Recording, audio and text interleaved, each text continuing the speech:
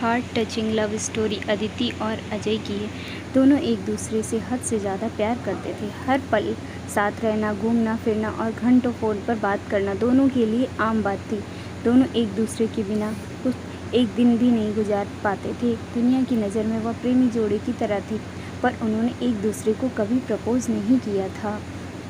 दोनों एक दूसरे को अपना बहुत अच्छा दोस्त समझते थे और ऐसे ही वक्त गुजरता चला गया। दोनों एक दूसरे के साथ इतने खुश थे कि उनको किसी और की ज़रूरत ही नहीं पड़ती थी।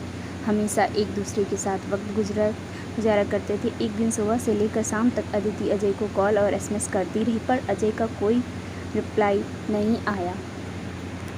अदिति बहुत परेशान और बेचैन हो गई।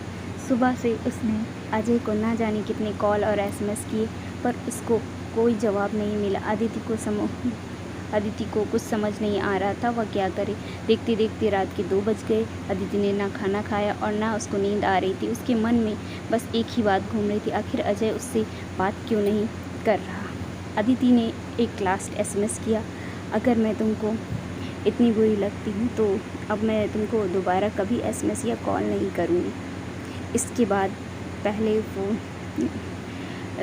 बाद भी जब अजय का कोई रिप्लाई नहीं आया तो अदिति ज़ोर ज़ोर से रोने लगी और पता नहीं कब वह रोते रोते सो गई। दूसरे दिन जब अदिति की आँख खुली तब उसने सबसे पहले फ़ोन को उठाया और देखा उसमें एक मिस कॉल थी जो अजय की थी। अदिति ने बिना कुछ सोचे समझे तुरंत अजय ने फ़ोन लगाया।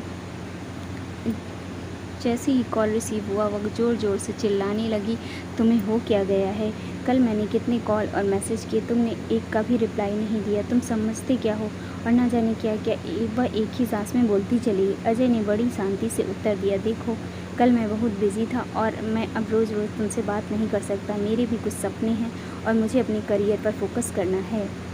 इतना कहकर अजय ने फ़ोन काट दिया। अदिति के पैरों तले से ज़मीन खिसक गई। वह समझ नहीं पा रही थी आखिर अचानक ऐसा क्या हुआ जो अजय उससे बात नहीं करना चाहता है।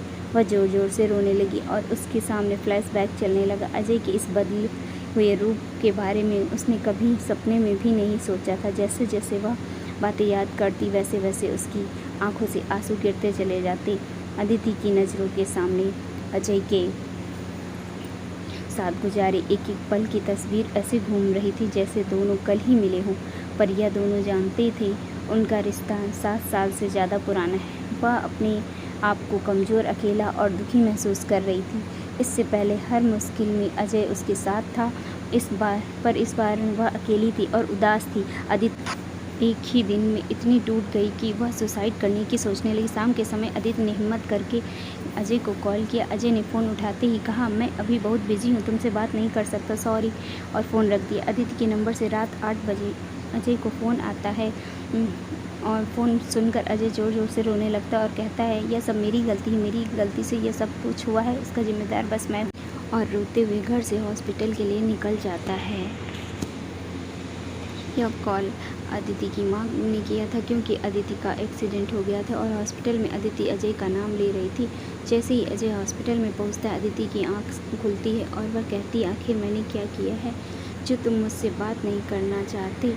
तुम्हारे बिन मैं जी कर क्या करूँगी? मुझे मर जाने दो। अजय की आंखों से आंसू गिरने लगते और वह कहता है, गलती तुम्हारी नहीं, किस्मत की है। मेरे दिल में छेद है और मैं बस कुछ ही दिन का मेहमान हूँ, इसलिए मैं तुमसे दूर जाना चाहता था ताकि तुमको दुख ना हो। अदिति अजय का हाथ पकड़कर मुस्कुराती है और आंखें बंद कर लेती। अदिति के चेहरे पर सुकून झलकता है और वह अपनी आखिरी सांस अजय के साथ लेती है। थोड़ी ही देर में अजय को हार्ट अटैक आ जाता है और अजय भी दुनिया को छोड़कर चला जाता है। बहुत किस्मत वाले लोग होते हैं जिनको इस संसार में सच्चा प्यार मिलता है और उससे ज़्यादा किस्मत वाले लोग वो होते हैं जो पूरी ज़िंदगी साथ गुजारते, दोनों साथ साथ जीते और साथ साथ मर जाते हैं। दोस्तों, आपको हमारी हार्ट टचिंग लव स्टोरी कैसी लगी हमें कमेंट करके ज़रूर बताएं। Thank you for watching.